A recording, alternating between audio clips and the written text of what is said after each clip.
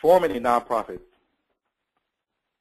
corporation as a 501c3, it's much like creating a regular corporation, except nonprofits have to take on the extra step of applying for tax-exempt status with the IRS and their state tax division. Now, here's what you need to do. You need to choose an available business name that meets the requirements of the state. In other words, you want to make sure that the name you come up with is available. Now, we talk about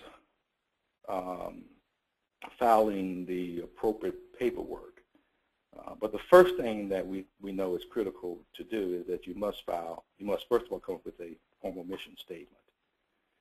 Let me explain how important a mission statement is. Well, let me explain what a mission statement is first. Every organization needs to define its fundamental purpose, its philosophy, and its values. The mission statement clarifies the essence of an organization's existence. It describes the needs an organization was created to fill, and it answers the basic question of why it exists. So a good mission statement attracts donors, volunteers, and an effective mission statement is concise, clear, short, so that the reader can identify with the statement. Okay. Now, after we've formed a mission statement, we want to form a board of directors.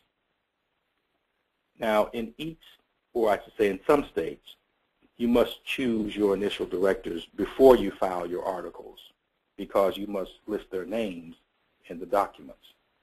Additionally, each state has regulations that determine the minimum size of the board, typically 3, but the optimum number of people who sit on your board should be determined by the needs of the organization. Most importantly, you want to identify qualified individuals who are supportive of your mission and who will be willing to give their talent and their time. Very important. Next, we want to file the Articles of Incorporation. Now, this is extremely important. The Articles of Incorporation is basically the official statement of your creation. All right, this generally protects the board and the staff from legal liabilities incurred by the organization, making the organization the holder of the debts and liabilities, not the individual and officers who work for the organization. Okay? Next is the bylaws. Now, bylaws typically go along with the articles, but your bylaws are simply the rules of how the organization operates. So it tells you the function of the president, tells you the function of the vice president, tells you the function of the treasurer, tells you the functions of the officers, how many committees are set up, how often the person serves on the board. All of these are very, very important components of formulating and formalizing how the corporation basically operates. And it's very important to have in all, because it is a formal document. Okay?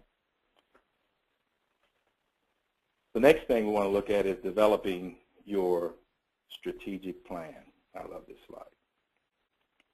Developing a strategic plan, and it's kind of like goes along with a business plan. But in talking just briefly about the strategic plan, a strategic plan is your internal operational guidelines on how to achieve your vision by achieving your objectives. So a strategic plan is internal. You know, it's something that you work with the staff and the board on putting your objectives together, and it's a living document, and it's always in progress, or yeah, that's what I'm looking for. It's progressive, so it's constantly evolving. All right. And the next piece that needs to be in place is your business plan. Now, you say, well, aren't they the same? No, not necessarily. There's a major difference between a strategic plan and a business plan. Now, a business plan, this is essentially, without getting into a lot of details, this is essentially a marketing piece that's designed to entice someone or some entity to invest in your company. So it's very, very important to have a good business plan that it talks to outside entities about who you are, what you are, and what you're going to accomplish, so that they can be attracted to you. Now, this is what you give to, it's like doing an application for a grant, or you're responding to RSP. You know, it's what you're giving them is your business plan on your overall operation and purpose of your organization. All right. Now, probably one of the most complex pieces, and that gives most folks a challenge is a budget. If there's an area where most organizations fall or falter, is putting together a budget. And that's where you really have to have good understanding about the programs, the depth of the programs, the number of people you're going to help, the overall need in terms of manpower. Putting together a budget is a very, very critical part of both the strategic plan and a business plan. And you'll find that every organization is going to ask for your financials, for your statements, even when you do the 501c3. We'll talk a little bit about that later on. But a budget is a very, very critical piece of what you need to do. And, of course, you've got to have a record-keeping system, or you end up looking like this. A record-keeping system is critical. I mean, I can't tell you how many times we talk to clients and we're talking to folks that come to us to help them with their fundraising, helping with their fund development, helping with their grant writing, and they can't find a copy of the 501c3. They have no idea where the original application is. They have a difficult time producing the bylaws, articles. You know, I mean, it's so important. It's so important to have a basic record-keeping system so that you can keep track of your important documents. Because to not have access to them, it speaks volume about your unpreparedness. And so, you know, folks are going to give you money. Folks are going to help you. These are some very basic things that they're going to be looking for. Okay. The next slide. We continue. Accounting system. I would say that it would be critically advisable to, if you don't have a good accountant or a good bookkeeper, someone that really understands accrual accounting, for them to come in, or you talk to them about what is going to be the best accounting system for where your organization is going. And whether you're going to get $1,000, whether you're going to get $500 or $1,000 or $10,000 is very important to understand which is the best accounting program for your organization's potential growth. Okay. Continuing on, what you're looking at here is the EIN number. Now,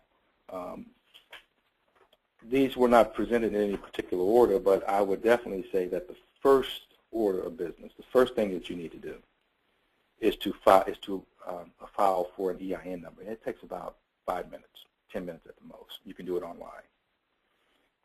because unless you have an EIN number, you can't even open up a bank account. All right? So once you have determined what your organization is going to be called, the next thing to do is what address you're going to use, and then you want to file for your or to request an EIN number. Now, regardless of whether or not you have employees, nonprofits are required to obtain a federal employee identification number, also referred to as federal ID. Now, this is available, as you can see, from the IRS. This number is used to identify the organization when tax documents are filed, and it is used not unlike an individual's Social Security number. All right. Now, next thing we're going to look at is the is this menacing piece of document here, and this is the actual 1023 form. This is the actual application. We also recommend that you get a copy of the publication 557. Publication 557 gives you the detailed instructions from the local IRS office about the application itself. Now, remember that this application is a very important legal document, so it is advisable to seek the assistance of an experienced advisor when preparing it. Both documents can be downloaded from the web. All right.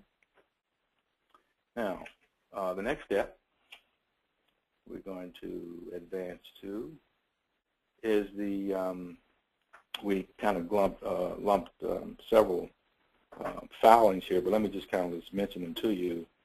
Talk a little bit about the if you are a state organization, if you within your state, within your county, within your city, you would have to file for local tax exemption. Now, every state is going to be different in terms of their process and procedures. Filing for the local state tax exemption, filing for the state tax exemption, and this little known thing called the solicitation law, charitable solicitation law, is often overlooked. And often people don't find out about them until they're in violation. So we strongly recommend that you contact your state attorney's office, the State Department of Commerce, the Department of Revenue, and your county or municipal clerk's office to get more information on filing for your initial solicitation requirement. Now, to file for the state and local tax exemption, in accordance with state and county municipal laws, you must file for exemption for income and sales property taxes. And again, you know, contacting your Department of Revenue would be the advisable thing to do, because you may find out, well, there's really nothing for you to do beyond filing your 1023. But in many instances, even within the state, municipalities may have different procedures and different requirements because of just challenges they may have had in the past with entities entities not doing what they say they're going to do and taking advantage of folks in the community. And it's just the way our world is. So we're simply saying, don't take anything for granted.